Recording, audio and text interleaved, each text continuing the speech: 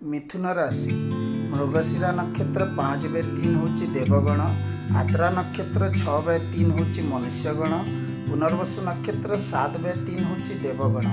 उक्त राशि व्यक्ति नामर प्रथम अक्षरटी बे, का, कि, कु, घ, ङ, छ, के, को, हा, हि मध्यरु होइथाय। गोटे जगह स्त्री पुरुषों जुगल मूर्ति आपणक राशि संकेत अटे। आपण नियमर बशवर्ती, धर्मशील, कलाप्रेमिक, मनावर्ती, ज्ञानी और आत्मविश्वासी अटंती।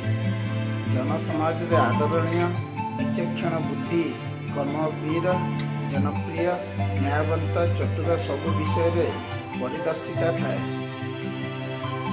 कलेबले कौशले कार्य करिबारे सिद्धहस्त, शत्रुहारी, सर्वजन वशकारी, स्पष्टवादी, सत्यवान, सर्वशास्त्रज्ञ, परोपकारी एवं धैर्यवान मध्य अटंती।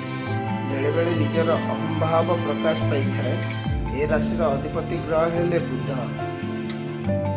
स्वास्थ्य आपणकर शरीर गठन देखा खूब सुंदर, सौम्यवंत, दीर्घबपु, अजानुलंबित, बाहु कृष्ण विशिष्ट, नेत्र, कुंचित केश, उन्नत नासा, विस्तृत ललाट प्रभृति आपणकर शरीर गठन देखा जाए।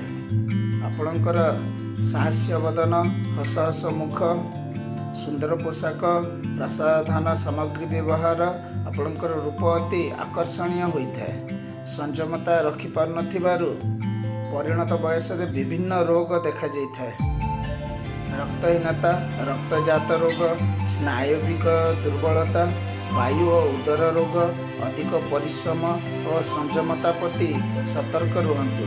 वात पित्त रोग प्रति सतर्क रहिबा विधेय।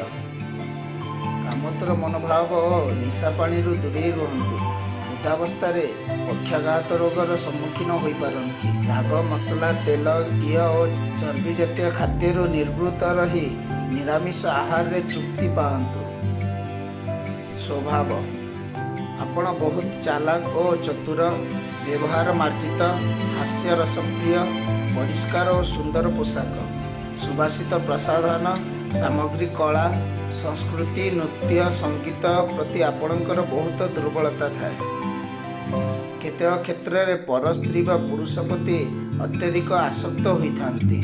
असद उद्देश्य रे किछि नपुंसक व्यक्ति मानंकु निज अधीन रखी व्यवहार करिथांती। आपण बहुत कामतुर व्यक्ति अटंती। आपण जेतिकी परिश्रम करिथांती सेतिकी अलसुआ होइथांती। कौनसी झिया मानक सहित आपणक प्रथम देखारे प्रीति देखानिया होइथाए। निशापान प्रति सतर्क रुहंतु, नतुबा बहुत क्षति हेब। आपण यौन विकारग्रस्त रोग रे पीड़ित हुअंती। समलिंगी संभोग रे मध्य संपृक्त रही पारंती। वेश्यालय, नाचकोठी, जुआघर, पानीयशाला प्रति दुर्बलता थाए। अनेक समय रे निजको बहुत बड़ बोली भावी थांती। आपणकर अहमिका आपणकर किछि मात्रा रे शत्रु अटंती। आपणकर विचक्षण बुद्धि अछि सत, किंतु ताको नियंत्रण करी ठीक मार्ग रे परिचालित करंतु, नचेत परे अनुताप करिवे। आलस्यता आपणकर शत्रु। प्रणय बा प्रेम यौन संपर्क साधारणतः एक शारीरिक आवश्यकता अटे। आपणक पई ताहा ही सतरे जीवन बोली भावी थांती। आपण बहुत परिमाण रे संभोग लिप्सु। प्रेम संपर्क स्थापन क्षेत्र में आपणकर व्यवहारिक कुशलता, परिष्कार परिच्छन्नता और वेश पोशाकर आकर्षणीयता उपरे आपण प्राधान्य देई एही सब क्षेत्र में कृतकार्य होइथांती। आपण रूपर पूजारी, आपणक विचक्षण बुद्धि बल अन्यर मन को हरण करिबारे धुरंधर। युवक बा युवती अवस्था जहाँ सहित संपर्क स्थापन करिथांती से आपणक प्रेम जालरू सहजरे खसी पारे नाही। आपण कहार बिना परामर्श रे चाहिए सही प्रेम बा प्रणयरू गृह संसार करिपारंती। आपण जदि केबे कोनोसी कारणरू असफल हुअंती ताहेले से आपणकर ओ आपणकर तांक निकटरे दुर्बल मन रहिथाए। आपणक आज्ञात सारे से आपणक कथा बहुबार चिंता करी आपणकर उन्नति तथा प्रतिष्ठा पाई ଭଗବାନଙ୍କ ନିକଟରେ 2 ଟୋପା ଆନନ୍ଦ ଅଶ୍ରୁ ଢାଳି ଦେଇ ଆପଣଙ୍କର ଶୁଭ ମନାସୁଥାନ୍ତି। କାରଣ ଆପଣଙ୍କ ପ୍ରେମ ବା ପ୍ରଣୟ ଉଭୟଙ୍କ ମଧ୍ୟରେ ସୁଦୃଢ଼ ରଜ୍ଜୁରେ ବନ୍ଧା ହୋଇଥାଏ। କେହି କାହାରିକୁ ସାରା ଜୀବନ ଭୁଲି ଯାଇପାରନ୍ତି ନାହିଁ। ପ୍ରେମର ପ୍ରତୀକ ତାଜମହଲ ଯେପରି ଆଜି ସ୍ମୃତି ବହନ କରିଚାଲିଛି, ଆପଣଙ୍କର ପ୍ରେମ ବା ପ୍ରଣୟ ସେହିପରି ସ୍ମୃତି ବହନ କରିଚାଲିଥିବ। ଜୀବନସାଥୀ, ଆପଣଙ୍କ ଚାରିତ୍ରିକ ଗୁଣରେ କିଛି କଳଙ୍କ ଲାଗିଥାଏ ଓ କାମ ପ୍ରବଣତା ଅଧିକ ଦେଖାଯାଇଥାଏ। କାରଣ ଆପଣ ପ୍ରେମକୁ ପବିତ୍ର ବୋଲି ଭାବି ବହୁ ସମ୍ପର୍କ ସ୍ଥାପନ କରିଥାନ୍ତି, ଯାହାଫଳରେ ସମାଜ ଆଖିରେ ଆପଣ କଳଙ୍କିତ ହେବାର ବହୁତ ସମ୍ଭାବନା। ଯେହେତୁ ସ୍ତ୍ରୀ ପୁରୁଷମାନଙ୍କ ସହ ଆପଣଙ୍କର ଉତ୍ତମ ସମ୍ପର୍କ ଥାଏ, ତାକୁ ସମାଜ ସହଜରେ ଗ୍ରହଣ କରେ ନାହିଁ। ସମ୍ଭୋଗ ଲିପ୍ସାକୁ ସଂଯତ କରିବାରେ ଆପଣ ଚଞ୍ଚଳ ହୋଇ ନଥାନ୍ତି। ଆପଣ ପ୍ରେମକୁ ପବିତ୍ର ବୋଲି ଭାବନ୍ତି ସତ, କିନ୍ତୁ ଆପଣଙ୍କ ପ୍ରେମରେ କାମ ପ୍ରବଣତା ଅପେକ୍ଷା ଆନ୍ତରିକତା କମିଥାଏ। ବିବାହ ପରେ ଗୃହ ସଂସାର ମଧ୍ୟରେ ପତି ବା ପତ୍ନୀଙ୍କୁ ଆପଣ ଗଭୀର ସ୍ନେହ ବନ୍ଧନରେ ଆବଦ୍ଧ କରି ରଖିପାରନ୍ତି। ଆପଣଙ୍କ ଭଳି ଜୀବନସାଥୀ ମିଳିବା ବା ଦେଖିବା କଷ୍ଟ। ଆପଣ ଉଭୟଙ୍କୁ ଏଭଳି ପ୍ରେମ ବନ୍ଧନରେ ବାନ୍ଧି ପାରନ୍ତି, ଯାହାଫଳରେ ସଂସାରଟି ଆପଣଙ୍କର ହସି ଉଠେ। ଯେତେ ଝଡ଼ଝଞ୍ଜା ଆସିଲେ ବି ତାକୁ ଅନାୟାସରେ ପ୍ରତିହତ କରିପାରନ୍ତି। ଅନ୍ୟ ରାଶିଜାତ ବ୍ୟକ୍ତିମାନଙ୍କଠାରେ ଏହା ଦେଖାଯାଏ ନାହିଁ। ଆପଣ ଜଣେ ପରୋପକାରୀ ବ୍ୟକ୍ତି ହୋଇଥିବାରୁ ଆପଣଙ୍କର ଅନେକ ବନ୍ଧୁ ଥାନ୍ତି ଓ ସେମାନେ ଆପଣଙ୍କୁ ପ୍ରତ୍ୟକ୍ଷ ବା ପରୋକ୍ଷରେ ପ୍ରଶଂସା କରି ବନ୍ଧୁତା ଅତୁଟ ରଖିଥାନ୍ତି। ଆପଣଙ୍କର ସ୍ପଷ୍ଟବାଦିତା ଓ ସତ୍ୟତା ଯୋଗୁଁ ଜନମାନସରେ ଆପଣ ବହୁ ପ୍ରଶଂସିତ ହୁଅନ୍ତି ଓ ଲୋକେ ଆପଣଙ୍କର ଗୁଣଗାନ କରିଥାନ୍ତି। ଶତ୍ରୁତା, ଆପଣ ଯଦି କାହା ସହିତ ଶତ୍ରୁତା କରନ୍ତି, ଶତ୍ରୁମାନଙ୍କୁ କଳନା କରିପାରେ ନାହିଁ। ଆପଣ ଜଣେ କୌଶଳୀ ବ୍ୟକ୍ତି। ଆପଣ ବୁଡ଼ି ବୁଡ଼ି ପାଣି ପିଉଥାନ୍ତି। କାହାରିକୁ ଜଣାପଡ଼ିବା ପୂର୍ବରୁ ଆପଣ ଲକ୍ଷ୍ୟ ହାସଲ କରିନେଇ ପାରନ୍ତି। ଆପଣଙ୍କ ଶତ୍ରୁ ଆପଣଙ୍କ ପ୍ରତି ସାବଧାନ ରହିବା ଦରକାର ଏବଂ ଆପଣ କୌଶଳ ଆରମ୍ଭ ପୂର୍ବରୁ ପୁନର୍ବାର ସେ ସତର୍କ ହେବା ଉଚିତ। ଆପଣଙ୍କର ଲକ୍ଷ୍ୟ, ଆପଣ ନିଜର ଆବେଷ୍ଟନୀ ମଧ୍ୟରେ କର୍ମତତ୍ପର ସର୍ବଦା ରହିଥାନ୍ତି। ରକ୍ଷଣଶୀଳତା ଆପଣଙ୍କ ପାଖରେ ଅଧିକ ଦେଖାଯାଏ। ବେଳେବେଳେ ସମାଜର ସଂସ୍କାରରେ ଆପଣ ଭାଗ ନିଅନ୍ତି। ଅନ୍ୟମାନଙ୍କ ପ୍ରଶଂସା ଭାଜନ କିପରି ହେବ, ତାହା ଆପଣଙ୍କର ପ୍ରଥମ ଲକ୍ଷ୍ୟ।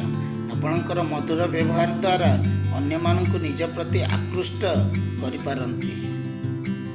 ନିଜର ମାନସିକ ଶକ୍ତି ଉପରେ ଅଧିକ ନିର୍ଭର କରିଥାନ୍ତି ଏବଂ ପ୍ରତ୍ୟେକ ବିଷୟରେ କିଛି ନା କିଛି ଜ୍ଞାନ ବୁଦ୍ଧିକୁ ଖଟାଇ ବିଭିନ୍ନ ବାଟରେ ଉପାର୍ଜନ କରିବା ଦେଖାଯାଏ। ଆପଣ ଜଣେ ତର୍କବୀର ଅଟନ୍ତି। ସହଜରେ ତର୍କରୁ ନିବୃତ୍ତ ହୁଅନ୍ତି ନାହିଁ। ଆପଣଙ୍କର ବ୍ୟବସାୟ, ଡାକ୍ତର, ଓକିଲ, ଗାଣିତିକ, କ୍ରୀଡ଼ାବିତ, କିରାଣୀ, ଲେଖକ, କବି, ନାଟ୍ୟକାର, ପୁସ୍ତକ ପ୍ରକାଶନ, ସାମ୍ବାଦିକତା, କ୍ରୀଡ଼ା ଉପକରଣ, ବାଦ୍ୟଯନ୍ତ୍ର ବ୍ୟବସାୟ, ସଙ୍ଗୀତ, ନୃତ୍ୟ, ଅଭିନୟ, ବାଦକ, ସାହିତ୍ୟ ଇତ୍ୟାଦି ବ୍ୟବସାୟ କଲେ ଆପଣଙ୍କ ପାଇଁ ଲାଭଦାୟକ ଅଟେ। ରାଜନୀତିଜ୍ଞ ରୂପେ ମଧ୍ୟ ଆପଣ ସଫଳତା ଅର୍ଜନ କରିପାରିବେ। ଯଦିବା ଏକ ପତି ବା ଏକ ପତ୍ନୀ ଆଦର୍ଶ ଆପଣଙ୍କଠାରେ କ୍ୱଚିତ ଦେଖାଯାଏ, ତୁଳା ଓ କୁମ୍ଭ ରାଶିଜାତ ବ୍ୟକ୍ତି ବା ମକର ରାଶିଜାତ ବ୍ୟକ୍ତି ଆପଣଙ୍କର ଶ୍ରେଷ୍ଠ ଜୀବନସାଥୀ ହୋଇପାରନ୍ତି। କନ୍ୟା, ଧନୁ ଓ ମୀନ ରାଶିର ସ୍ତ୍ରୀ ବା ପୁରୁଷ ମିଥୁନ ରାଶିଜାତ ବ୍ୟକ୍ତିଙ୍କର ଜୀବନସାଥୀ ହେଲେ ବୈବାହିକ ଜୀବନ ଆନନ୍ଦମୟ ହୋଇଉଠେ। ମିଥୁନ ରାଶିଜାତ ବ୍ୟକ୍ତି ଜୀବନସାଥୀକୁ ନେଇ ଖୁବ୍ ଆନନ୍ଦରେ ଗୃହ ସଂସାର କରି ରହିପାରନ୍ତି। ଉଭୟଙ୍କ ପ୍ରେମ ସମ୍ପର୍କ ଖୁବ୍ ସୁଦୃଢ଼ ଅଟେ। ପରିବାର, ବିଚକ୍ଷଣ ବୁଦ୍ଧି ଯୋଗୁଁ ପରିବାରର ଅନ୍ୟ ସଦସ୍ୟମାନଙ୍କୁ ନିଜ ବାଟକୁ ଆଣିବା ଦିଗରେ ଆପଣ ସଫଳ ବା କୁଶଳୀ ଅଟନ୍ତି। ଆପଣଙ୍କର ସୌନ୍ଦର୍ଯ୍ୟବୋଧ ଅଧିକ। ସର୍ବଦା ଗୃହ ସାଜସଜ୍ଜା, ପରିଷ୍କାର ପରିଚ୍ଛନ୍ନତା ରକ୍ଷା ଓ ବେଶ ପୋଷାକ ପ୍ରତି ଆପଣ ଅଧିକ ଧ୍ୟାନ ଦେଇଥାନ୍ତି। ପିତା ମାତା ପ୍ରତି ବା ପତ୍ନୀ ଏବଂ ସନ୍ତାନ ସନ୍ତତି ଓ ଭାଇ ଭଉଣୀ ବନ୍ଧୁବାନ୍ଧବ ଜ୍ଞାତି କୁଟୁମ୍ବମାନଙ୍କୁ ଆପଣ ଯଥୋଚିତ ଦୃଷ୍ଟି ଦେଇ ସେମାନଙ୍କୁ ପରିଚାଳନା ଓ ସହଯୋଗ କରିଥାନ୍ତି। ଗୁରୁଜନଙ୍କୁ ଭକ୍ତି ଓ କନିଷ୍ଠମାନଙ୍କ ପ୍ରତି ଆଦର ଭାବ ନିମନ୍ତେ ଆପଣ ପରିବାରରେ ସମସ୍ତଙ୍କର ଆଦରଣୀୟ ତଥା ସ୍ନେହଭାଜନ ହୋଇ ସର୍ବଜନ ବିଦିତ ହେବା ସଙ୍ଗେ ସଙ୍ଗେ ପ୍ରଶଂସିତ ହୋଇପାରନ୍ତି। ବନ୍ଧୁତା। ଆପଣ ସାଧାରଣତଃ ସମବିଦ୍ୟା, ସମବୃତ୍ତି, ସମପ୍ରବୃତ୍ତି ନ ଦେଖିଲେ ସହଜରେ କାହା ସହିତ ବନ୍ଧୁତା ସ୍ଥାପନ କରନ୍ତି ନାହିଁ। ଥରେ ବନ୍ଧୁ କଲେ ବନ୍ଧୁଙ୍କ ବିନା ଆପଣ ଚଳିପାରିବେ ନାହିଁ। ଯେଉଁମାନେ ଆପଣଙ୍କର ପାନୀୟ ବନ୍ଧୁ, ନାଚକୁଠିର ବନ୍ଧୁ, ଜୁଆଘରର ବନ୍ଧୁ, ରାଜନୈତିକ ବନ୍ଧୁ, ସେମାନଙ୍କୁ ଆପଣ ସହଜରେ ଛାଡ଼ିପାରନ୍ତି ନାହିଁ। ଯେଉଁମାନେ ସାଧାରଣତଃ ବନ୍ଧୁ ବା ସାମାନ୍ୟ ପରିଚିତ ଥାଏ ସେମାନଙ୍କ ସହ ଆପଣଙ୍କର ଏତେ ସହୃଦୟତା ଥିବାର ଦେଖାଯାଏ ନାହିଁ। ଉପର ଠାଉରିଆ ସମ୍ପର୍କ ସେମାନଙ୍କ ସହିତ ଥାଏ। ଆପଣ ଚରିତ୍ର ସହ ଯେଉଁମାନଙ୍କ ଚରିତ୍ର ମିଶିଯାଏ ସେମାନେ ଆପଣଙ୍କର ପ୍ରକୃତ ବନ୍ଧୁ। ଅର୍ଥନୈତିକ ଅବସ୍ଥା। ଆପଣ ଜୀବନରେ କେବେ ଆର୍ଥିକ ସଙ୍କଟର ସମ୍ମୁଖୀନ ପ୍ରାୟ ହୁଅନ୍ତି ନାହିଁ। ଆପଣଙ୍କର ବାକ୍ଚାତୁରୀ, ମଧୁରାଳାପ, କାଳ୍ପନିକ ବିଷୟ ଶୁଣି ଲୋକେ ସାହାଯ୍ୟ ଦେବା ଲାଗି ଆଗେଇ ଆସିବା ବିଚିତ୍ର ନୁହେଁ। ଆପଣ କୌଣସି କ୍ଷେତ୍ରରେ ସାଧାରଣତଃ କ୍ଷତିଗ୍ରସ୍ତ ହୋଇନଥାନ୍ତି। ଦରିଦ୍ର ହୋଇ ଜନ୍ମ ହୋଇଥିଲେ ମଧ୍ୟ ଆପଣ ଅନ୍ୟର ସାହାଯ୍ୟ ପାଇଥାନ୍ତି ଏବଂ ଜୀବନରେ କିଛି ଧନ ସଞ୍ଚୟ କରିପାରନ୍ତି। ଆପଣଙ୍କ ସଂସ୍ପର୍ଶରେ ଯିଏ ଥରେ ଆସିଛି ସେ ଆପଣଙ୍କୁ ଛାଡ଼ିପାରେ ନାହିଁ। ଆପଣଙ୍କ କଥାକୁ ଗୁରୁତ୍ୱ ଦେଇ ସାହାଯ୍ୟ ଓ ସହଯୋଗ କରିଥାଏ। ଆପଣ ସଚ୍ଚୋଟ ଉପାୟରେ କିଛି ଅର୍ଥ ଉପାର୍ଜନ କଲେ ମଧ୍ୟ ଅନ୍ୟ ଉପାୟରେ ମଧ୍ୟ କିଛି ରୋଜଗାର କରିଥାନ୍ତି ଏବଂ ତାହା ସତ୍ ମାର୍ଗରେ ଖର୍ଚ୍ଚ ହୋଇଥାଏ। ଆପଣ ଈଶ୍ୱର ବିଶ୍ୱାସୀ ତଥା ସମାଜ ସଂସ୍କାରକ ହୋଇଥିବାରୁ ଆପଣଙ୍କ ଅର୍ଥ ଦୁଃଖୀ, ଗରିବ, ନିଷ୍ପେଷିତ ଏବଂ ଧର୍ମାନୁଷ୍ଠାନ, ଗୋମାତା ଇତ୍ୟାଦିରେ ଖର୍ଚ୍ଚ ହେବା ସଙ୍ଗେ ସଙ୍ଗେ ଅଯଥାରେ ଅପବ୍ୟୟ ମଧ୍ୟ ହୋଇଥାଏ। ଏଥିପ୍ରତି ସତର୍କ ରୁହନ୍ତୁ।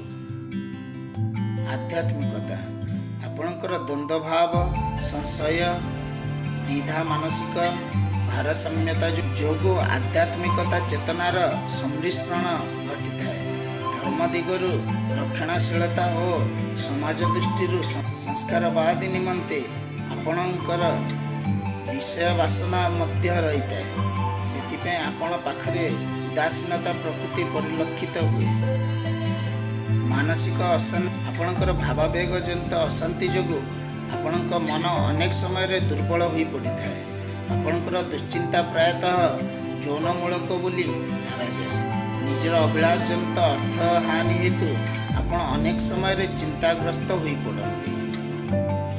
ଜ୍ଞାନୀଜନ ମାନଙ୍କର ହିତୋପଦେଶ ଏବଂ ତାଙ୍କ ସହିତ ବନ୍ଧୁତା କରି ନିଜର ଦୋଷତ୍ରୁଟି ସମ୍ପୂର୍ଣ୍ଣ ବଦଳାଇ ନୂଆ ରାସ୍ତା ଧରିଲେ ନିଶ୍ଚିତ ଆପଣ କାର୍ଯ୍ୟରେ ନିଜକୁ ନିୟୋଜିତ କରି ସବୁଠାରେ ଆପଣ ଶାନ୍ତିପ୍ରିୟ ବ୍ୟକ୍ତି ରୂପେ ଆନନ୍ଦ ଲାଭ କରିବେ। ଆପଣଙ୍କ ଶୁଭ ଦିବସଟି ବୁଧବାର, ରବିବାର, ଶୁକ୍ରବାର ଓ ଶନିବାର ମଧ୍ୟ ଶୁଭ ଅଟେ। ଶୁଭ ସଂଖ୍ୟା 5, ସଂଖ୍ୟାଟି ଶୁଭ। ଶ୍ରେଷ୍ଠ ରତ୍ନ ମରକତ, ଶ୍ରେଷ୍ଠ ଧାତୁ କାଂସ୍ୟ, ମୂଳ ବୃଦ୍ଧଦାରକ, ଶୁଭବର୍ଣ୍ଣ ହଳଦିଆ ରଙ୍ଗ, ବିଶଦ ସବୁଜ ମଧ୍ୟ ଶୁଭପ୍ରଦ। ଆରାଧ୍ୟ ଦେବତା ବିଷ୍ଣୁ ବା ଲକ୍ଷ୍ମୀନାରାୟଣ। ତନ୍ତ୍ରମତେ ତ୍ରିପୁରା ସୁନ୍ଦରୀ। ଅବତାର ବୌଦ୍ଧ ଅବତାର। ପ୍ରକାରାନ୍ତର ଦେବତା ଭୁବନେଶ୍ୱରୀ। ଆପଣଙ୍କୁ ଭିଡ଼ିଓ ଯଦି ଭଲ ଲାଗିଲା ତାହେଲେ ଚ୍ୟାନେଲଟିକୁ ସବସ୍କ୍ରାଇବ୍ କରି ନୋଟିଫିକେସନକୁ ଅନ୍ କରନ୍ତୁ, ଯାହାଦ୍ୱାରା ଆପଣ ଆଉ ଅନେକ ଏମିତିକା ଭିଡ଼ିଓ ଦେଖିପାରିବେ। ଧନ୍ୟବାଦ। ଗୁରୁପାଦ ଶରଣମ୍।